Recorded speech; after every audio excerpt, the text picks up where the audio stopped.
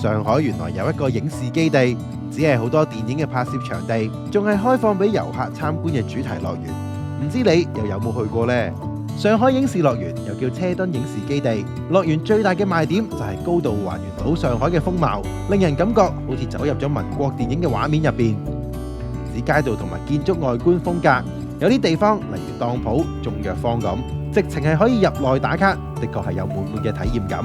走訪一轉，你仲會發現好多耳熟能詳嘅影視作品，都可以喺呢一度見到佢哋嘅影子。例如樂園入邊嘅黃河路同埋進賢路，就係拍攝電視劇《繁花》嘅時候巨額興建嘅。街道上面仲掛滿住霓虹燈招牌，相當之有夜上海嘅味道。另外仲有1:1復刻咗1937年抗戰時期嘅南京街道，呢一度就係拍攝南京照相館嘅時候專登興建。戲入邊吉祥照相館等等嘅核心場景，都係可以入內參觀打卡添。除此之外，仲可以見到情深深雨濛濛入邊依萍嘅屋企、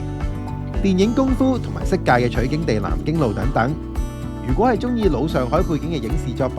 呢一度一定係一個令你可以打卡打足1日嘅樂園啊！